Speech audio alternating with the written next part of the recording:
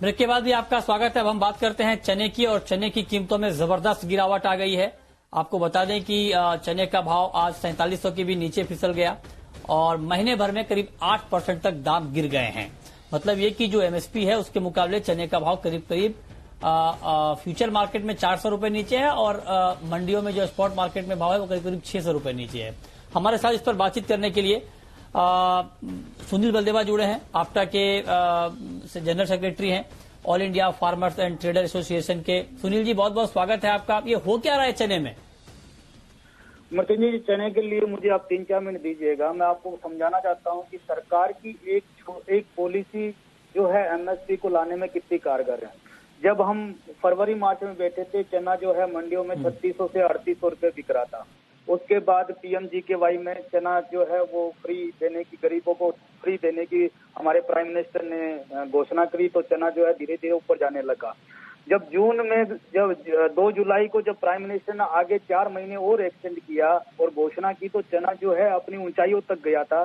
जब अगस्त सितंबर में चना जो है 53-54 रुपए तक हो गया था, बल्कि एमएसपी जो नई एमएसपी थी उससे ऊपर भी ट्रेड करने लगा था, जो कि 27-28 तारीख नवंबर तक ट्रेड कर रहा था। लेकिन क्योंकि लोगों को ये लग रहा था कि शायद पीएमजीकेवाई आगे एक्सटेंड होगी, तो लोगों ने माल होल्ड कर रखा था कि हमें सप्लाई देने की जरूरत पड़ेगी तो हम सप्लाई देंगे। लेकिन चूंकि आज हम 7 दिसंबर को बैठे हैं, पीएमजीकेवाई अभी तक की घोषणा नहीं हुई है, इसलिए लोगों ने जो स्टॉक कर रखा था सप्लाई देने के लिए, जो माल रख रखा था, जो होल्ड कर रखा था, उस माल को वो पैनिक होकर बेच रहे हैं। इसकी एक मंदी आ रही है। यदि ये पीएमजीकेवाई 4 महीने और एक्सटेंड होती है, 2-3 महीने और एक्सटेंड होती है, क्योंकि नाफेड के पास केवल 7 लाख टन चना ओपन मार्केट में सेल के लिए है, वही मार्केट को डिप्रेस कर रहा है। प्राइवेट में किसी भी ट्रेडर के पास कोई बहुत बड़ा माल नहीं है। हम यदि दिल्ली की बात करें तो दिल्ली में आज आपको 20,000 टन भी स्टॉक जो है ट्रेडर के पास नहीं दिखाई दे रहा है।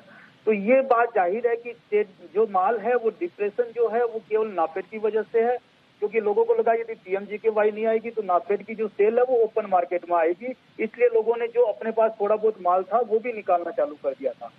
यदि पीएमजीकेवाई आती है तो ये 100% है कि हम इससे 2 बेनिफिट होगी। एक तो कोविड के टाइम में जो गरीबों को न्यूट्रिशियस वैल्यू मिलती है वो मिल ही रही है, मिलेगी ही। दूसरा, रोजगार बहुत मिलता है। 14 लाख टन चना का जो प्रोसेस हुआ, ट्रांसपोर्टेशन हुआ, डिस्ट्रीब्यूशन हुआ, उसमें रोजगार का सृजन हुआ, जो कि इस कोविड टाइम में बहुत ज्यादा जरूरत है। तीसरी सबसे बड़ी बात रहेगी कि जो नई फसल आएगी तब तक ये जो 7-8 लाख टन नाफेड का माल है वो खत्म हो जाएगा। यदि वो खत्म हो जाता है तो नया माल एमएसपी के ऊपर अपने आप ट्रेडर और मिलर लेने के लिए आएगा। तो यदि गवर्नमेंट को एमएसपी अचीव करनी है, जो एक सुनहरा मौका है इस साल, वो अचीव कर सकती है।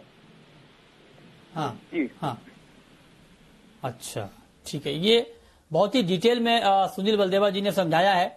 मतलब आप इस बात को समझिए, जो लोग एक लाइन में सिर्फ सोशल मीडिया पे लिख देते हैं कि हाँ हमें एमएसपी की गारंटी मिल जानी चाहिए और उससे किसानों का कायाकल्प हो जाएगा, उससे कायाकल्प नहीं होने वाला। ये बहुत गंभीर बात है, अंदर की बात है। जो बात सुनील जी ने कही, एमएसपी अपनी जगह ठीक है, लेकिन सरकार की जो पॉलिसी होती है, जो गवर्नमेंट एजेंसी की पॉलिसी होती है, उसका बड़ा इंपैक्ट होता है प्राइस के ऊपर। अब चने की एमएसपी तो 5100 रुपए है, और अगर मान लीजिए इस भाव पर सरकार गारंटी दे भी दे तो मान लीजिए 15-20% चना बिक जाएगा एमएसपी पे, लेकिन उसके बाद का 80% चना तो यही 4500 के भाव पर बिकेगा, 600 रुपए कम के भाव पर। तो उसके लिए जरूरी है कि आपको पॉलिसी किस तरह से बनानी है, और वही पॉलिसी की बात सुनील बलदेवा कह रहे थे कि अगर ये प्रधानमंत्री गरीब कल्याण अन्न योजना की समय सीमा बढ़ जाती है तो इससे ओपन मार्केट में भी प्राइस को सपोर्ट मिलेगा, और जो किसान एमएसपी पर नहीं बेच पाएंगे वो खुले बाजार में भी अच्छे भाव पर बेच पाएंगे, एमएसपी के भाव पर बेच पाएंगे। ये अंदर की बात है और इसे समझने की जरूरत है। बहुत शुक्रिया सुनील जी आपका हमारे साथ जुड़ने के लिए। अब वक्त है रैपिड फायर राउंड का।